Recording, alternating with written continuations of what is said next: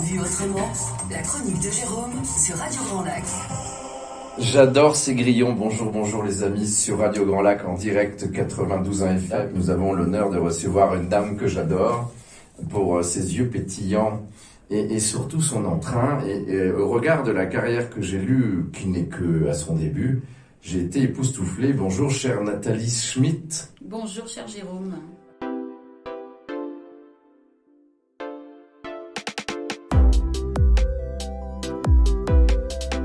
Fil de la carrière que tu m'as transmis, qui, je ne savais pas, était fait pour la remise de la Légion d'honneur, eh bien, je trouve que ça justifie vraiment le fait que tu sois scorpion, votre signe astrologique. Vu autrement, 7e édition, je crois.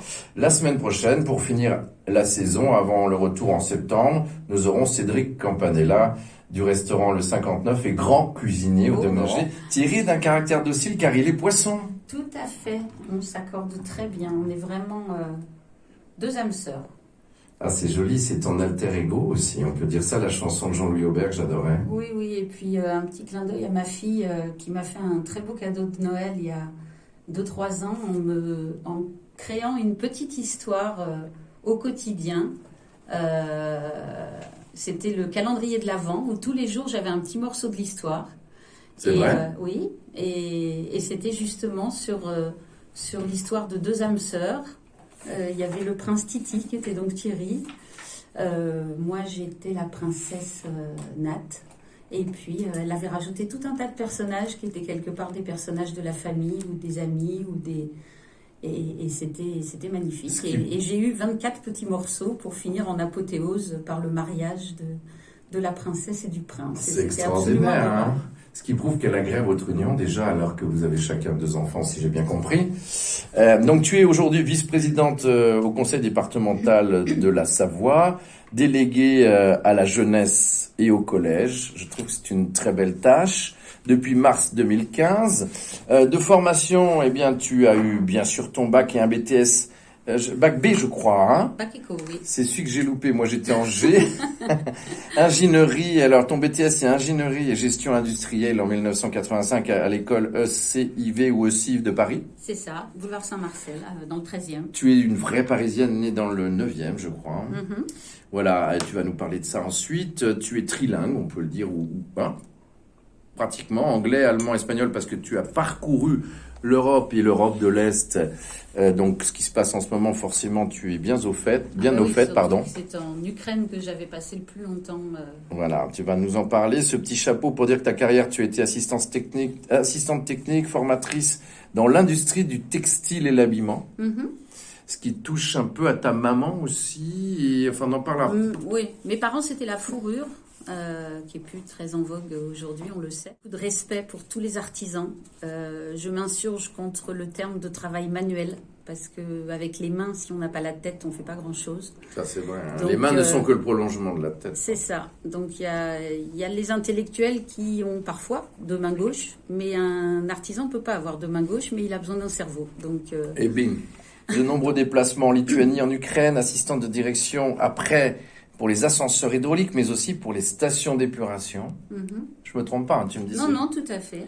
Et puis, cette maison PMT, Plastique Techno... Plastique Métal Technologique, que j'ai créée avec mon ex-conjoint en 98. Avec qui tu as eu les 2 enfants. Avec qui j'ai eu les 2 enfants. Et tu as connu à l'étranger, je te coupe. Que j'ai connu à Dniepropetrovsk, en effet, en Ukraine, en 88. Il n'était pas ukrainien. Il était allemand. Veolia était notre principal client, pas le seul, heureusement, mais le principal client. Donc ils se sont dit, c'est plus simple de racheter. Ça nous coûtera moins cher. Ils ont été non assez élégants pour ne pas proposer un rachat, c'est-à-dire qu'ils nous ont dit que nos produits étaient devenus stratégiques au sein de Veolia et qu'ils proposaient une prise de participation. Et c'est moi qui ai répondu tout ou rien, parce que je me doutais que la petite grenouille que nous étions en tant que PME savoyarde avec 12 salariés en France et une filiale de 8 salariés en Allemagne, autour de la table avec un actionnaire qui aurait été Veolia, c'était un peu compliqué. Mais c'est un signe d'intelligence de ta part, puisque finalement, et puis c'est un signe de scorpion, ça, c'est tout ou rien. Tout ou rien, tout à fait. Il n'y a pas de demi-mesure. En étant chef d'entreprise en Savoie, j'ai été en lien avec la Chambre de commerce et d'industrie, à l'époque présidée par Jean-Pierre Huguegnot. Oui. Voilà. Et à cette époque-là, on m'a proposé une mission d'aller en Ukraine, rien à voir avec la première mission de Dniepropetrovsk, mais d'aller à Kiev pour rencontrer des chefs d'entreprise ukrainiens et essayer de voir ce qui pouvait être fait là-bas. C'est là que j'ai rencontré François Loos, qui était à l'époque ministre du Commerce extérieur de la France. C'est vrai.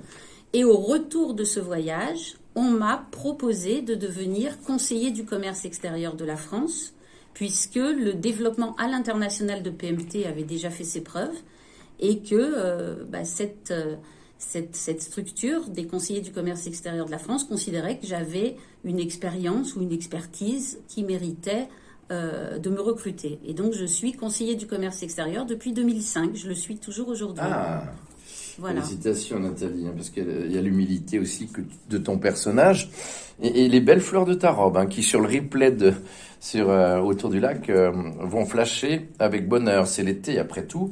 Alors, et puis maintenant tu es conseiller. Bon, Claude Giroux était aussi avec toi, le maire de Grésy là pour les dernières élections. Eh ben pour les premières élections même, puisque avant Claude Giroux, j'ai été la suppléante de Robert Clerc. Qui est venu me chercher puisque mon entreprise était basée sur sa commune.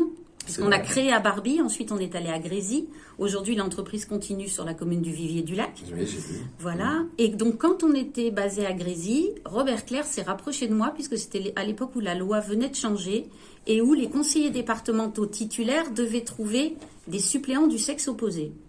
Et Robert, qui est très industrie, très société civile, même s'il a été un grand élu, conseiller général et maire de Grésy et c'est lui qui m'a dit, Nathalie, j'aimerais que ma suppléante soit de la société civile.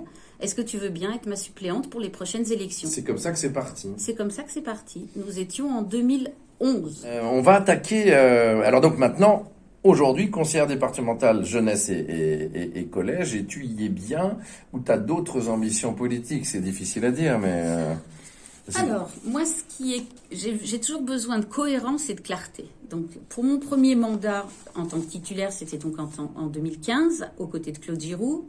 Et donc, j'ai été conseillère départementale, donc active sur mon canton, et j'étais présidente de la 3e commission, qui est celle de l'économie, avec le tourisme, avec le développement du territoire, etc. Et je m'occupais aussi beaucoup du social, de la cohésion sociale, tout ce qui est RSA, fonds d'aide aux jeunes, fonds de solidarité des jeunes, etc. Et c'est vrai que je me suis beaucoup impliquée auprès de l'école de la deuxième chance, auprès de la mission locale jeune. Et je siégeais à tous les conseils d'administration possibles. Et je me suis rendu compte qu'il y avait plein de choses à faire pour améliorer les choses. Et c'est sans doute avec cette présence sur le territoire que, lors de ma 2e élection, donc en 2021, Hervé Guémard m'a très gentiment proposé cette vice-présidence en me confiant les 2 vice-présidences qui étaient jusqu'à présent dissociées de la jeunesse et des collèges. Et je trouve cette double vice-présidence très pertinente puisque ça me permet, par le biais des collèges, d'aborder le sujet de la jeunesse et de mettre un peu de liant dans tout ça en ayant ces 2 compétences très complémentaires, mais les collèges, comme on le sait, c'est les 11-15 ans, alors que la jeunesse, surtout avec les nouvelles orientations que nous avons votées début mars, c'est de 0 à 25 ans, et là, il y a un vrai enjeu, une vraie cohérence. Surtout en ce moment, c'est sûr. Tout à fait. Et ça concerne tout le monde, les jeunes, puisque les jeunes ont des parents, ils ont des grands-parents, et quand on s'implique sur ces sujets-là, c'est vraiment transverse et on touche tout le monde. Vos parents, parce que je vois de temps en temps, votre maman habite... Aix-les-Bains, depuis 2008 ou 2009. Je l'ai fait venir en Savoie. Voilà, vous en êtes la copie. Enfin, Pas conforme, mais copie, oui. Oui, non, mais elle a des talents que je n'ai pas. Elle ne peut pas vous renier. Parlez, alors, vos parents, que faisaient-ils dans la vie? Donc, pour le redire. Donc, mes parents étaient artisans fourreurs. Mon papa, c'était son métier. Il était apprenti à 12 ans. Et maman, elle est plutôt vendeuse, multitâche. Oui, elle saurait vendre du sable dans le désert. Des bretelles à un serpent, enfin voilà. Du sable dans le désert, on dit. C'est ça. Et donc elle est très bonne vendeuse, elle est aussi douée de ses mains puisqu'elle a travaillé dans l'atelier avec mon papa pour faire les manteaux de fourrure et pour transformer des manteaux qui n'étaient plus à la mode. Ils avaient de gros talents à ce niveau-là. Ah oui, parce que souvent les manteaux de fourrure changeaient de style très... C'est ça. Et beaucoup de femmes faisaient transformer leurs manteaux. Et donc vous traîniez dans les jupons de votre maman et de... Avant d'avoir un commerce, mes parents travaillaient à la maison. C'est ce qu'on appelait à l'époque des chambres-maîtres. C'est-à-dire il travaillait pour des grandes maisons parisiennes. C'est vrai. Il récupérait la matière première, il rentrait à la maison et à des heures, jusqu'à des heures indues, puisqu'il y avait des délais à respecter, il travaillait d'arrache-pied pour ces grandes maisons. Et puis un jour, ils ont décidé, à juste titre, je pense, de voler de leurs propres ailes et de se dire ce qu'on fait pour les autres, on pourrait le faire nous-mêmes. Et donc, ils se sont lancés, comme je me le suis lancé quelques années beaucoup plus tard. Et ils ont créé leur commerce et ils ont prospéré pendant pas mal d'années. Et il vendait la fourrure, mais il l'a transformée ou la créait? Il la crée. Maman a de grands talents de Styliste. modéliste, de styliste. Et donc, il y avait des dames qui arrivaient, en effet, avec le manteau dont elles avaient hérité de leur maman ou de leur tante, qui avait une forme passablement démodée. Mon papa, ayant eu des doigts d'or, savait mettre le manteau complètement à plat. Et d'un vieux manteau moche, il en faisait une veste moderne à capuche, très C'est un sympa. talent, Oui, oui. Comme les Bravo. bijoutiers aujourd'hui, comme Barbier, que j'apprécie beaucoup, Ambre, enfin tous ces talents d'artisans Que nous avons ici, de hein. luxe ou de pas luxe d'ailleurs, Oui, c'est vrai. mais qui savent faire de très belles choses avec une belle matière première. C'est vrai que chez Ambre, il le travaille très bien. Et Aussi, c'est un homme oui. de métier. Oui. Alors dites-moi, Nathalie, ce souvenir marquant de votre enfant, justement à peu près à l'âge de l'école primaire, avant 10 ans, qui sont des âges insouciants. Mhm. Vous avez un souvenir ou dans votre vie de famille ou à l'école qui vous a marqué Eh ben, et qui puisse être drôle même. Qui puisse être ou drôle. émouvant ou touchant. Hein. Quand on est scorpion, ou on est drôle ou on est touchant. Eh bien, quand j'étais petite, j'ai eu une couverture en lapin blanc sur mon couffin que j'ai gardé pendant très longtemps. Et pour m'endormir, je suçais mon pouce d'une main et je caressais je le fais même en gestuelle tellement il y a un ancrage. bien sûr. Avec le dos de la main, je caressais cette peau de... C'était un doudou. C'était un doudou, tout à fait. Et puis, bon, au bout d'un moment, il est devenu très, très fatigué, le doudou, parce que Il a la perdu ses fourrure, poils. il a un peu perdu ses poils. Donc, mon père l'a redécoupé et j'ai eu à un moment un rectangle juste pour pouvoir m'endormir, voilà. Et puis, l'anecdote, c'était que j'étais parisienne et cette manie de sucer mon pouce et de caresser la fourrure en même temps était restée à un moment. Et un jour, j'étais dans le métro avec ma maman, le métro bondé, une dame avec un manteau de fourrure devant moi, je ne sais même pas si ma maman s'en rappelle, et donc j'étais en train de sucer mon pouce et j'ai caressé le manteau de la dame en même temps pour me détendre. S'en Voilà. est-elle rendu compte? Je ne crois pas. C'était à l'époque où les messieurs savaient se tenir dans le métro, donc elle n'a pas dû avoir de crainte, même si elle a senti quelque chose. C'est vrai, oui. Et c'était un toc pour vous, hein. C'était Pratiquement. un réflexe Pratiquement. affectif nécessaire à votre âge. Super. Une passion que vous avez en dehors de la politique, en dehors du travail, en dehors une passion, un hobby, quelque chose que vous dites pas ou Que je dis pas. vous pouvez nous dire. Je pense que les gens qui me connaissent un peu se doutent que les rencontres, pour moi, c'est quelque chose de très riche. Je pense Pascal, hein, d'ailleurs. Barcelone. Peut-être. Ce qu'il y a, c'est que même les langues que je parle, que j'ai la chance de parler, c'était aussi pour faire tomber une barrière avec les gens que je pouvais rencontrer, parce C'est que vrai. l'anglais, c'est un peu la solution facile de dire on parle anglais, on parle avec tout le monde, mais vous parlez avec un Allemand, si vous parlez dans sa langue maternelle, vous n'aurez pas le même contact avec lui. C'est sûr. Avec un espagnol, c'est pareil. Et c'est vrai qu'avec la chance de parler français, anglais, allemand, espagnol, vous parlez avec une bonne partie De la planète. de la planète. Et c'est vrai que j'ai tissé des liens amicaux avec tout un tas de gens que j'ai croisés, que ce soit des fournisseurs, des clients ou des gens en vacances. Et je suis extrêmement fidèle en amitié. J'ai la chance d'avoir de nombreux amis. Vous étiez un animal, chère Nathalie Schmitt. Lequel seriez-vous? C'est une bonne question, ça, un animal. Bon, pas quelque chose d'éphémère, parce que... Oh, quoique, le papillon. Ah, c'est beau le papillon. Un Il- papillon. Ça vit pas longtemps.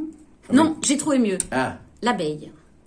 ah, Parce pas la que- guêpe, hein, l'abeille. Non, l'abeille. Parce que j'ai assisté à une conférence que j'ai adorée d'Henri Duchemin, qui fait un parallèle avec la vie de l'entreprise. Il fait des conférences brillantes. Il a été C'est vrai. directeur de l'agence économique. Aujourd'hui, il fait des conférences fort intéressantes.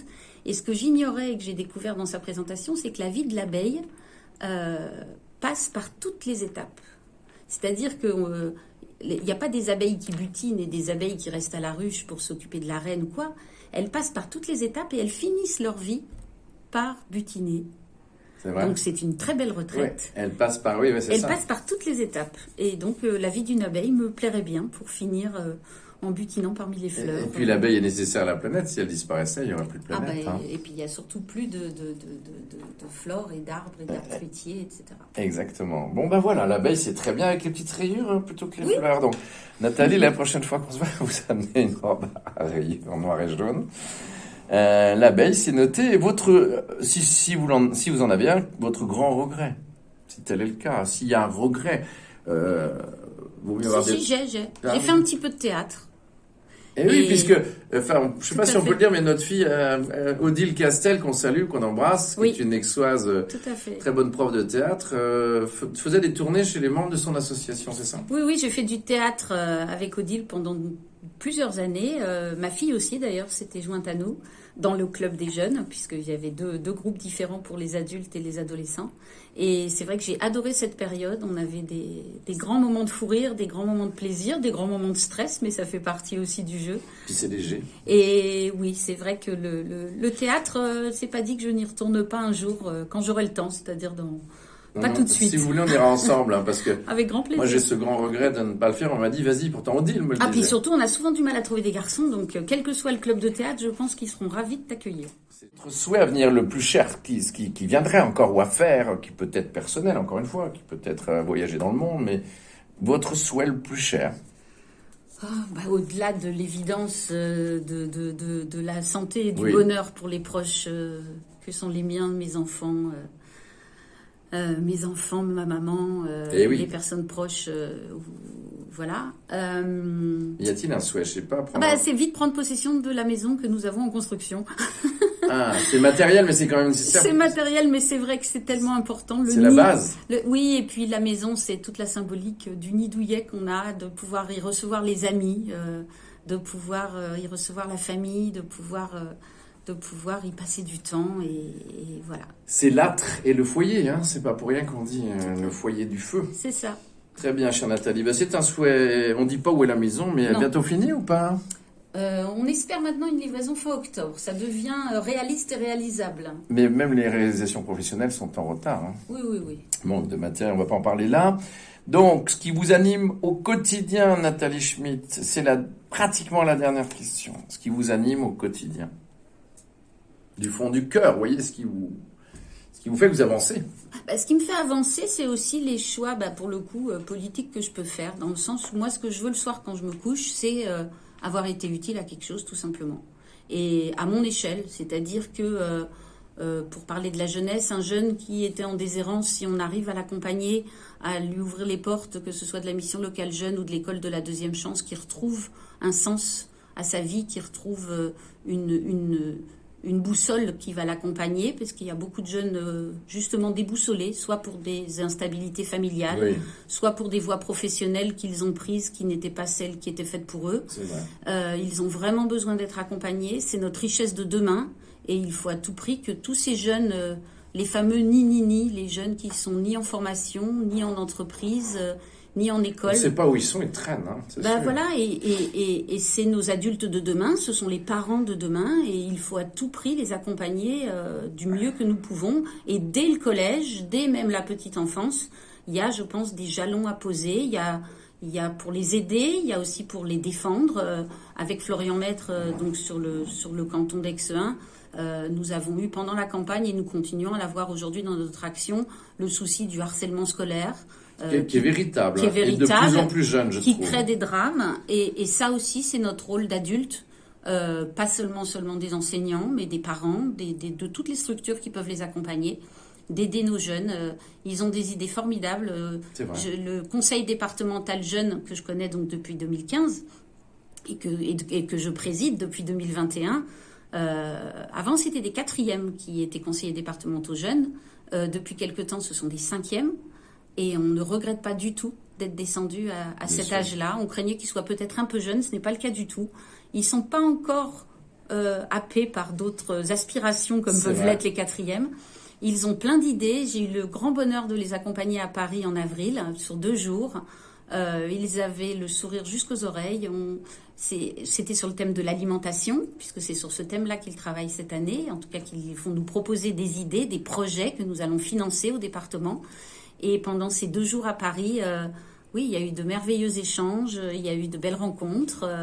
Et puis, j'ai toujours, moi, mes chouchous d'anciens conseillers départementaux jeunes de mon canton, connus ici. Il y a Tom Trécourt, il y a Enzo Favo, il y a tout un tas de jeunes qui, en mettant le pied dans cet engagement citoyen qu'est le conseil départemental jeune, continuent de s'engager après sur la durée. Et puis on a plein de dispositifs aujourd'hui entre le service national universel, qu'est-ce qu'il y a encore, le service civique. Enfin, il y a le conseil municipal jeune qui existe sur Aix-les-Bains, qui vient d'être renouvelé. Des jeunes qui veulent s'investir à petits pas peuvent toujours le faire. Et en général, quand on a planté cette petite graine, elle Absolument, reste. ce qui évitera d'entendre de partout, mais la politique c'est de la merde, etc. C'est ça. etc. Alors que, Les fameux Yaka Faucon. oui, ils ont qu'à y aller, parce que rien que dans les clubs services, où moi j'étais dans le temps à la Jeune Chambre économique, et Claude Giroux aussi, ça amenait à la politique, évidemment, et on faisait des actions, je pense aux droits de l'enfant. Bien sûr. Voilà, donc il est Et évident. l'engagement citoyen, c'est aussi tout simplement de participer à la vie d'une association. Mais c'est surtout donner sans attendre de recevoir. C'est ça. Hein, C'est tout ce bénévolat qui existe, évidemment. tout ce volontariat qui existe. La question, votre actu. Hein, enfin, toutes les personnalités ont un peu une actu, à part la maison qui se termine. Il y a une actu peut-être politique ou professionnelle. Voilà. L'actu, c'est la rentrée des classes. Bon, alors je oui, vais pas faire plaisir aux jeunes qui partent à peine en vacances, Oui. mais pour moi, c'est déjà la rentrée des classes de septembre. Vous savez qu'il y a des sacs qui sont déjà faits et que les affaires scolaires sont déjà achetées dans certaines familles. Peut-être. Avant de partir. Mais en tout cas, moi, mon sac de la rentrée n'est pas fait, mais en tout cas, ce que je vais mettre dedans, il y a beaucoup de choses que je sais déjà.